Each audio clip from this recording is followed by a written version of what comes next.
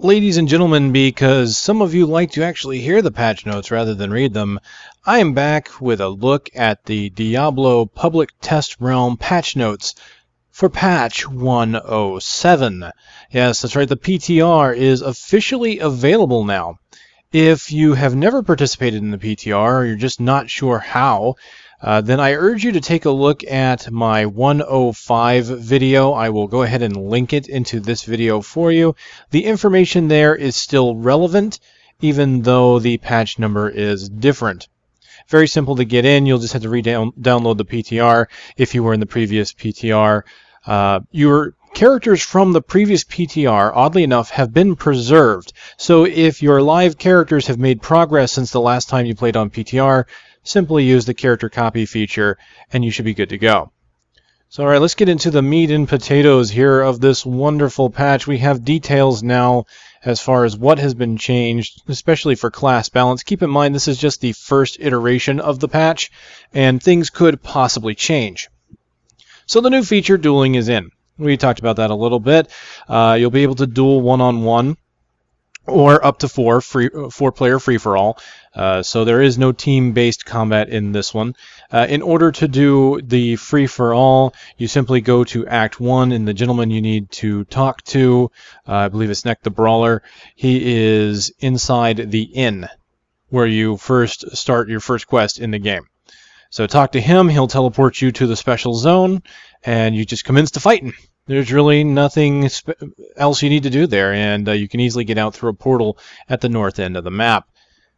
The Nephilim Valor stacks will now persist through acts. This is a fairly recently announced change that kind of surprised me, and it's nice to see. And it explains why you can get the new crafting materials off of the Act 4 bosses, because some of you might have realized that, hey, you can't actually get 5 stacks of Nephilim Valor in Act 4 at those beginning bosses. Well, Nephilim Valor will persist now. And no, this does not mean that you can get your stacks of Nephilim Valor, quit your game, and then restart it into another part or go to a different act. So no, you can't go into Act 1, get your 5 stacks, and then start Act 3 or something like that. It basically just means completing an act all the way through, beating the final boss of that act, and then moving on to the next act. You'll be able to maintain your Nephilim Valor there. The base pickup radius was increased like they said they would do. We've got an exact number this time. It's been increased from 1.5 yards to 3. So it has been doubled, but it is still only a minor radius to pick things up. So even though it sounds like a lot, you know, being a doubling, it's fairly modest, honestly, for what they're doing there. Confirming of the resurrection timer no longer increasing. This is an interesting one. Players should no longer play a flinching animation, causing them to briefly lose control of their character if they are hit by multiple monsters at the same time. So that's kind of nice. I don't think I ever noticed that. So I guess you could lose control and not be able to use certain abilities. That would explain certain deaths, honestly, that I might have seen in the past, where just for whatever reason an ability I tried to use didn't actually go off. So the experience bonus rewards have been posted once again here. Monster Power 1, 25%, up to Monster Power 10, 510%. And when you resume a game, you will now be sent back to town rather than the last checkpoint. I kind of like that change, honestly, simply because there have been times where I've logged back in and the game was still loading its resources and things were moving slowly, and I'd be onset by monsters because the area I left was near a checkpoint, and now all of a sudden here I've gotten a lead on me. That was no bueno. Glad to see that they've actually decided to put you back in town. Gives you a chance to get your bearings before you have to worry about fighting anything. Alright, the monster power has been added for public games, much like they said they would do. You can select your monster power level from the drop-down when joining public games, provided that the Enable Monster Power box has been checked in the options menu. Speaking of which, the bug that caused the monster power system to turn off has been fixed, supposedly, in these notes. They've mentioned that, which is something I'm glad to see. For whatever reason, my monster power loved to turn off on me, so I had to keep going back and turning it back on. Now, speaking of Act 4 since I mentioned that you can now get your 5 stacks of Nephilim Valor for fighting Rakanoth and Iskatu, you can now get more loot from Izuel, which is kind of nice to see. He's been added to the list of bosses that grant extra rewards when you have 5 stacks of Nephilim Valor, and the overall reward for killing him has been increased. So, you know, hey, if you ever want to farm in Act 4, which I don't think a lot of people like to, but hey, if you do, you have a chance to get some more loot. So I don't really feel one way or the other on that one. I still don't like Act 4 as far as trying to kill stuff. I think I will continue to stay away. Nothing really here for the Barbarian. Threatening Shout Grim Harvest has had a bug fix that caused monsters to drop multiple types of loot, or loot multiple times apparently. Demon Hunters only have a simple bug fix as well. This one is that Reflect Damage will now properly reflect damage caused by Bola Shot. So I had no idea that that wasn't working properly. So there you go. Barbarian and Demon Hunter, there you go. There are your patch notes. Keep in mind, again, that this is just the first iteration. There may be changes down the line. So they talked about increasing the damage for Spirit Spenders for the Monk. And boy, have they ever. I didn't realize just how much they were going to do this. Let's just take a look, shall we? Cyclone Strike has been tripled.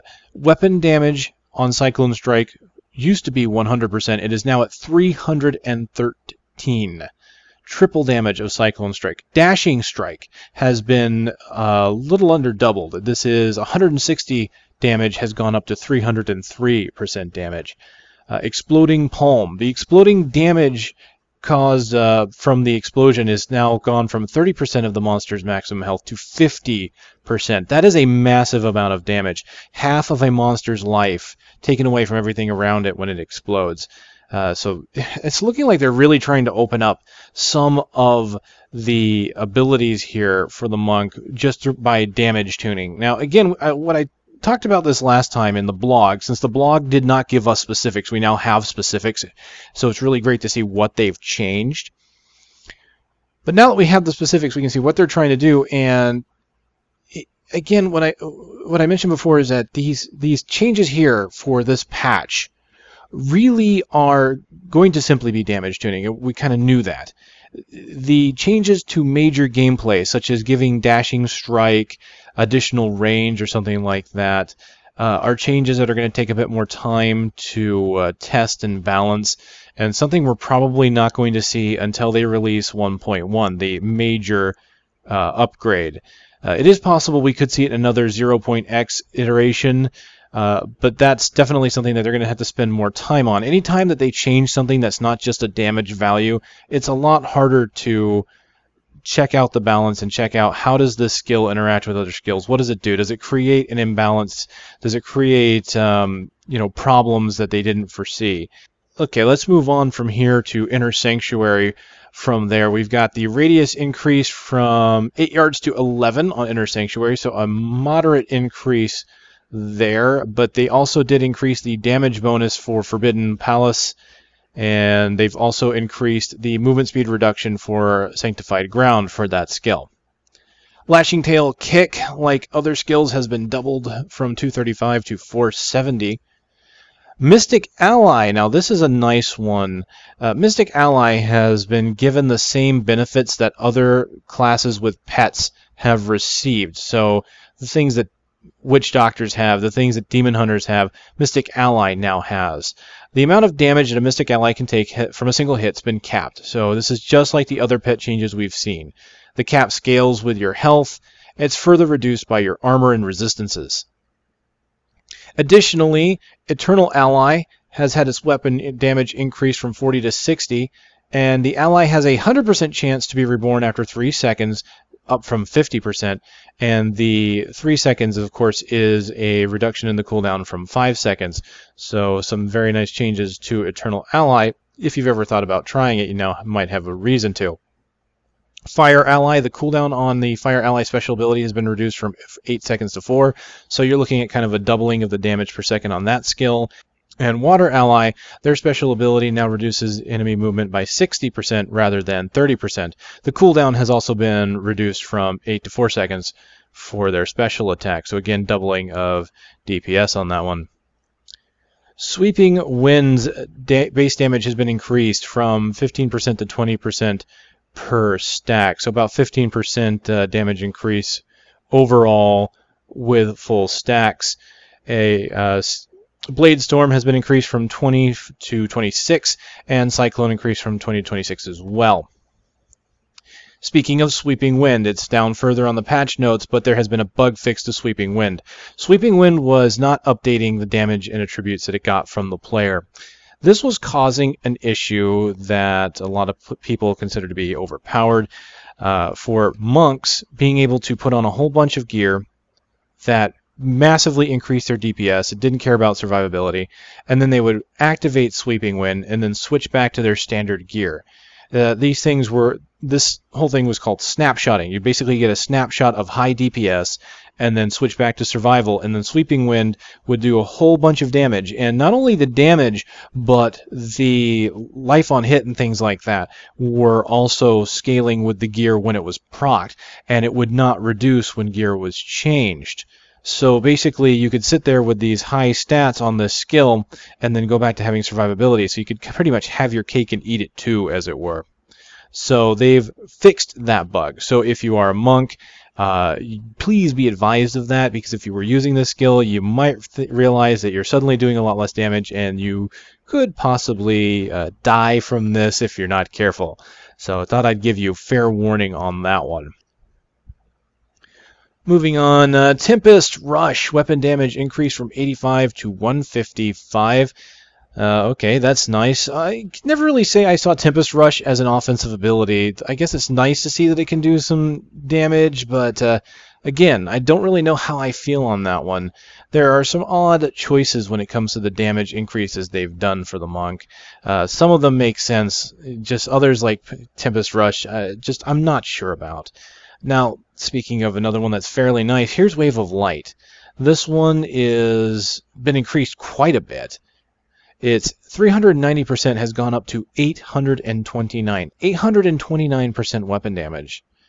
This means that the Wall of Light, I believe is the name of it, the one that causes the damage to increase, does over 1,000% weapon damage. So Wave of Light is now a really hard hitter, and might be something some monks might want to consider putting into it if they want to do a lot of damage.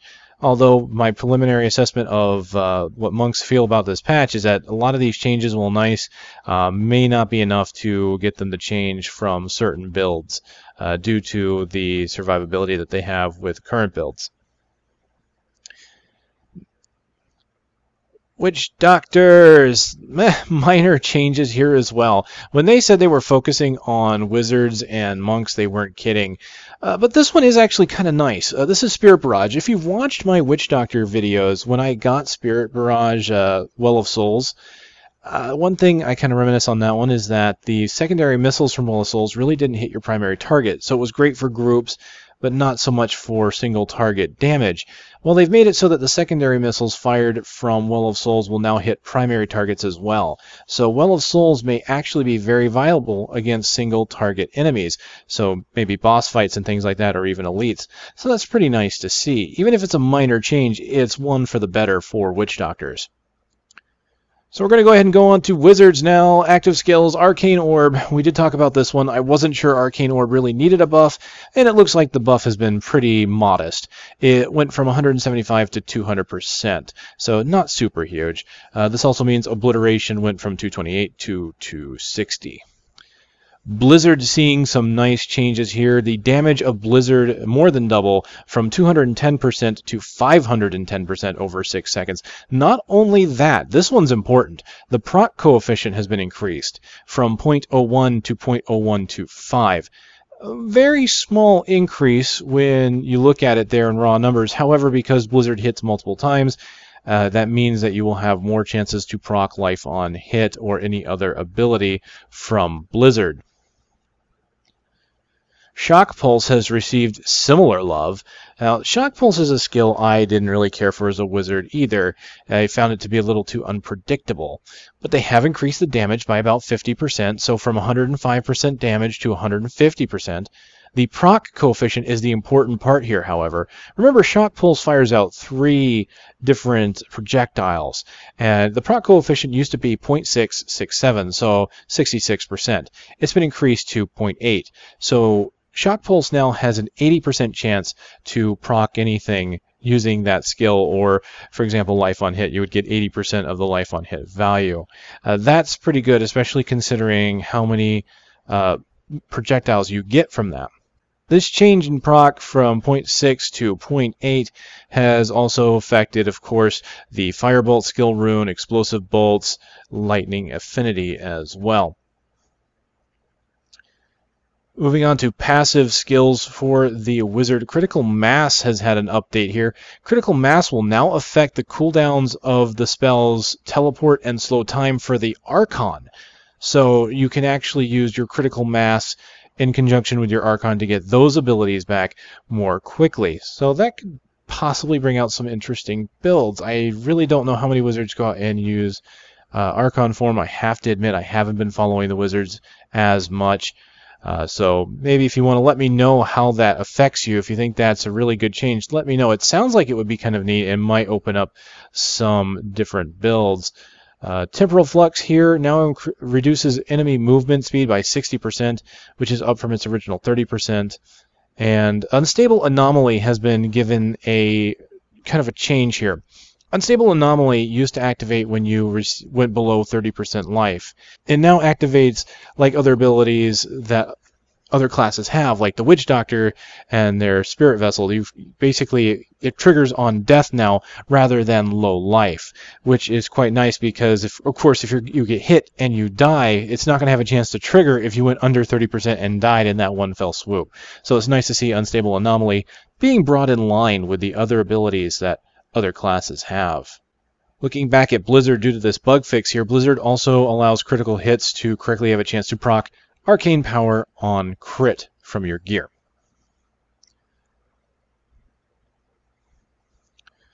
Alright, the Demonic Essence has been added. We have the exact numbers for their chance to drop. They are account-bound resources used for crafting the new account-bound armor. Nephilim Valor is not required for Demon Essences to drop, but much like the Rings and Infernal Machines, you have to use your Monster Power, and Monster Power affects the chance for these to drop. You start at 20% at Monster Power 0, which is fairly generous considering that the Rings and Infernal Machines only give you 5% for Monster Power 0. So you get 20% there, all the way up to Monster Power 10, which is 80%. So you don't have a guaranteed drop like you do for the Rings and the Organs.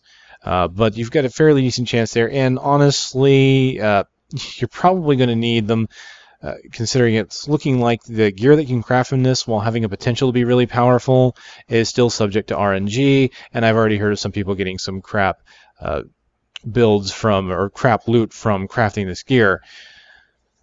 The drop rate for blacksmithing plans and jeweler designs have been increased by 400%. This is nice to see, because quite honestly, especially with this new gem, the Marquee, I don't even have the patterns for much of the in-game jewels, honestly. I've seen maybe one drop, and considering they've got this new tier, I'm sitting here wondering, well, man, it would kind of suck to get this new tier and not even have anything before it. So now you're going to see blacksmithing plans, jeweler designs drop more often, and I think this is an effort to get us to craft more, so now maybe we'll have more patterns, maybe get some more of the 6 proc recipes, and be able to make more gear just in case we get bad luck on our item drops in the game. So here we have the 4 new recipes to the blacksmith. This is the Archon set. You have Spalders, Gauntlets, Armor, and Razor Spikes, which are bracers. And each of these will be eye level 63 and have 6 affixes. Now, the primary stat that you get to choose between Strength, Intelligence, Dexterity, or Vitality. And that counts as one of them. So technically you get 5 random affixes plus one of your choosing, which is what makes this very high damage potential gear, simply because you get to at least choose which stat you're going for, and the stats on this gear can go higher than gear that you see dropping in the world. So the crafting gear here has a potential of being some of the best in the game. Of course, your chances of getting the best procs on those are just as good as anything else you might find. Crafting these items will require 1 demonic essence, and of course everything else will vary based on the recipe.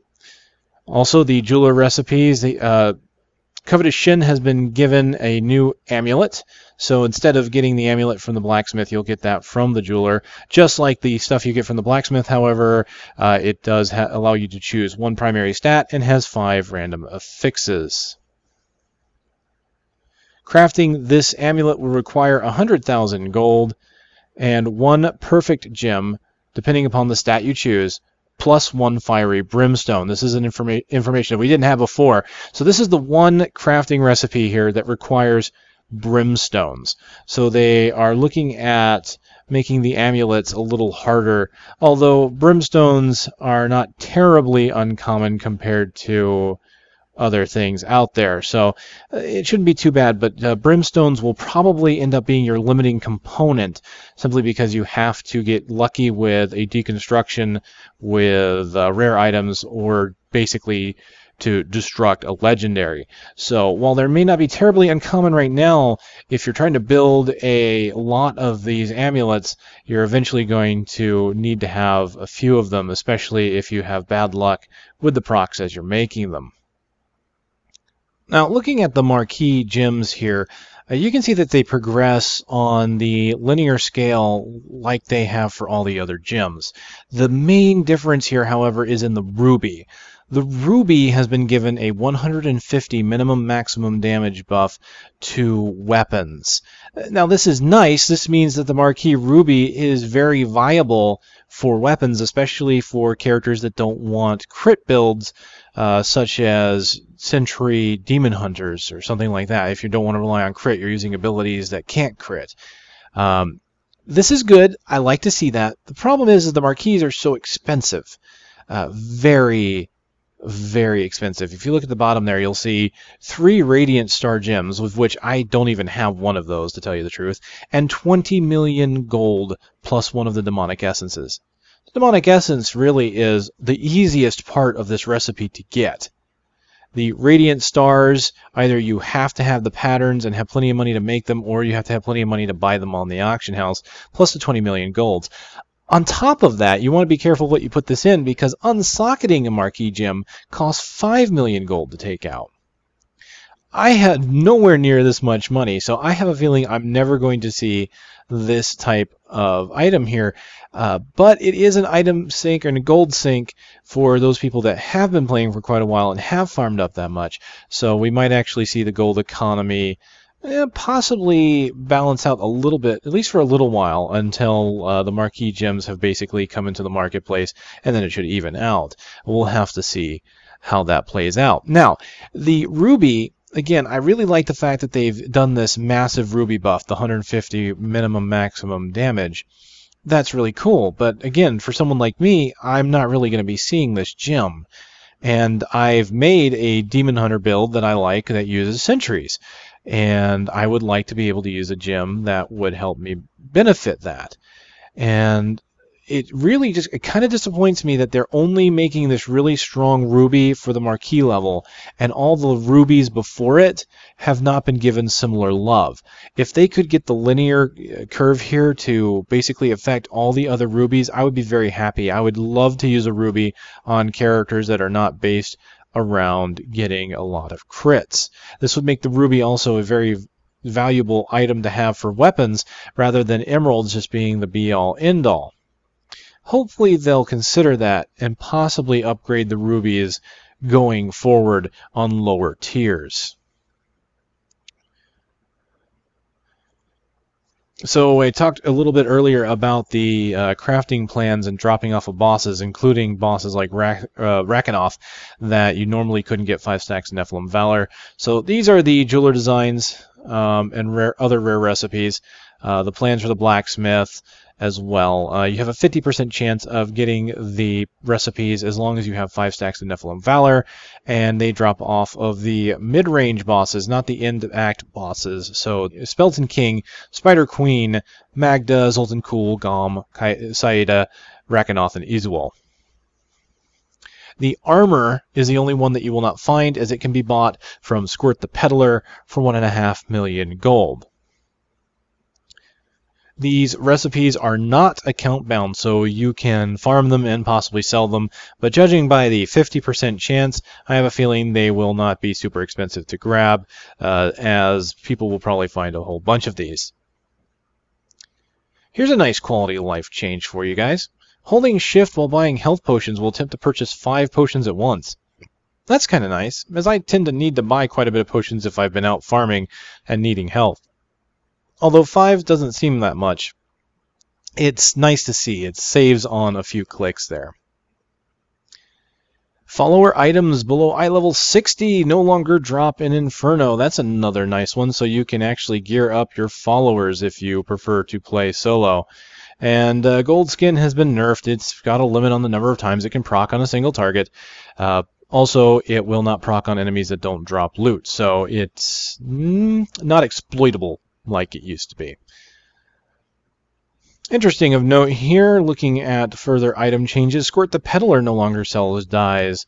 Oh, that's kind of a shame, but she does sell the Arcane armor, so I guess that's a trade-off? I really don't know. Oh, and hey, you can sell your Staff of Herding, isn't that awesome? And you can sell it for no gold. Hey, that's just kind of a shame, really. You know, if you could get the materials to make a Staff of Herding, another one, it'd be kind of nice to get a little return on that. But oh well. At least you can get rid of any that you have, especially if you have duplicates that you didn't want. Alright, so they have redesigned the reflect damage affix. It will now be a short duration buff, and you can definitely see it on the enemy now. It will show some kind of particle effect. Damage dealt by pets will no longer reflect back to the master, so we're basically looking at Witch Doctor pets, the Mystic Ally, sentries, etc., etc.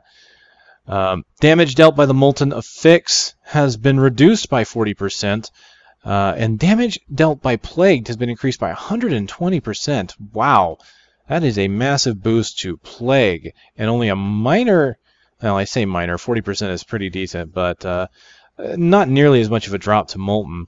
So it looks like they're really trying to bring them in line. I can't tell you if that's going to be just as much before if they were both procced. Basically, you could have both Molten and Plagued on the ground, and it pretty much hurt. I'll have to take a look, and I'll see how that feels. Fallen Lunatic should now detonate in a more consistent manner. I don't know what that means, and I don't know if I should be afraid.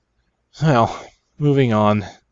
The Triune Berserker before Alcarnus should no longer swing faster after a few attacks. Now, I hope this means what I think it means. I believe that's the giant boss in Act 2 that was much like the enemies that would have a frenzy buff where they would start attacking and they'd attack faster and faster.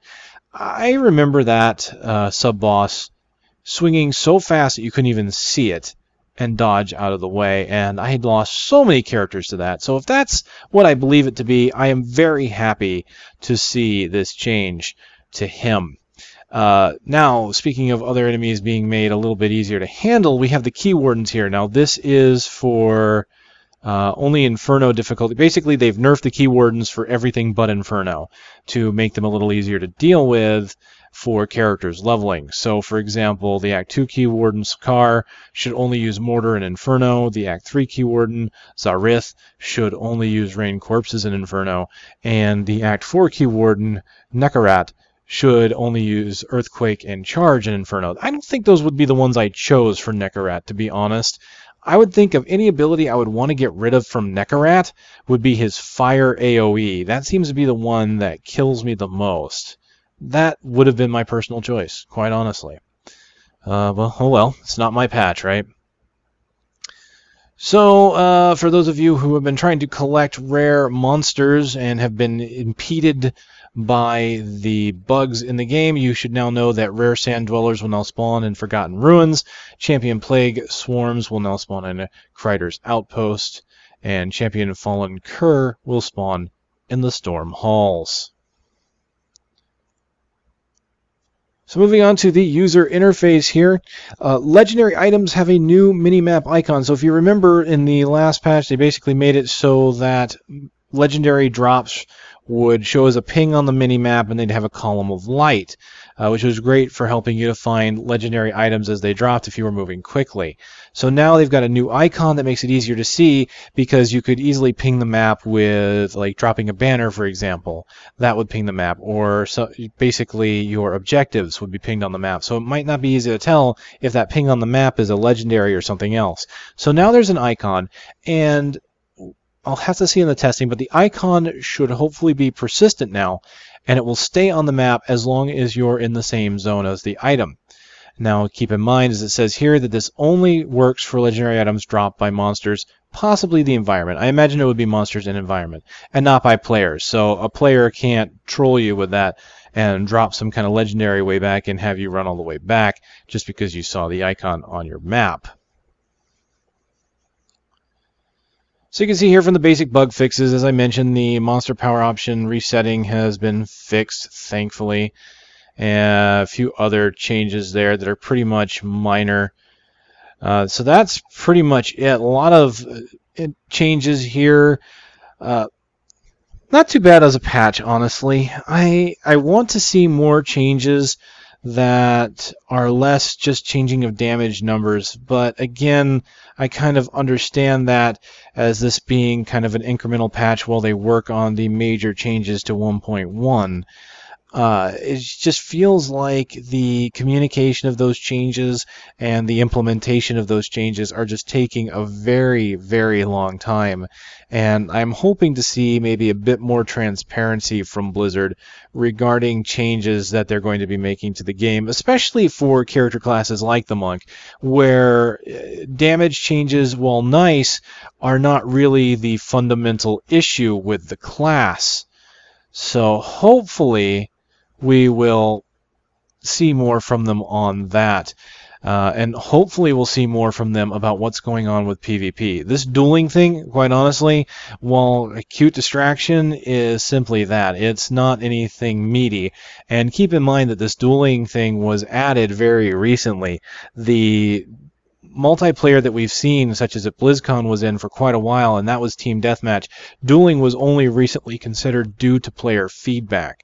So it's possible through feedback we might even get them to put back the Team Deathmatch if they hear enough requests for it. I'm just really wondering what they're going to do with it. The one thing that I've heard from players that have participated from PvP recently is that it is very much imbalanced. And Blizzard did say that it would be, and they didn't really want to seek to balance it out. But the problem is, with as much power as characters have been given through their loot, I'm hearing that it's basically a one-shot fest for some characters just due to the high amount of damage that people do, especially considering that crit chance and damage is a big part of their DPS. And so all it takes is a crit with a super high number and you've killed a player. It seems like resistances and armor just aren't doing enough to mitigate that damage. I was kind of hoping that defensive stats might do it. Now, again, this PTR just came out, so that means the reports I'm hearing could be just preliminary knee-jerk reaction reports. So I have heard of at least one player that did fairly well with defensive stats and was able to avoid death from an otherwise what would seem impossible scenario. So there is a chance there. And again, people right now may only be PvPing when they're farming builds. Which is something that Blizzard reps have talked about. They want to see people play with it, and they want to see what happens when people actually try to make PvP builds. I'm still thinking they might need to do something regarding the damage, though. Especially when it comes to Paragon levels. I don't think they've put anything in place that affects that, because honestly what I'm seeing from the PvP arena is you just talk to the guy, he sends you to a zone. There's no buffs, debuffs in effect on you. It's just a different zone where you can actively attack other players. So hopefully there might be something where Paragon levels are possibly stripped, and what I really think might help is some kind of debuff, that player damages are reduced against other players, kind of like the resilience system that World of Warcraft had. And this could possibly lead to loot that has that kind of stat on it, but I'm not entirely sure I want to see that, because quite honestly, the PvP in WoW was so gear-driven at times that I would hate to see PvP only be fun if you had the PvP gear, and then it would lead to the cycle, well, you know, why would you want a PvP if you don't have PvP gear, but you can't get PvP gear unless you PvP? You see what I'm saying? So maybe kind of a blanket damage reduction to make the fights last longer. It really depends on what their PvP modes are going to be. If there's going to be modes where you're expected to die a lot and you have to play some kind of an objective, that could possibly work. Then you might have to work on some kind of strategy. We'll have to see. Honestly, I'm really hoping, again, that they will communicate with us regarding some of these changes. So that's been the patch notes right there. Again, I know a lot of people like to actually hear them read out rather than read them out, especially when they're in the middle of playing. So that is why I do this. And if you guys continue to want me to do this, then by all means I will. So, but of course, if you guys get tired of me just talking about patch notes, hey, let me know as well. I will be loading up the PTR and taking a look at some things, and maybe even getting some PvP footage if I can. So I'll see you guys next time. Thank you for watching.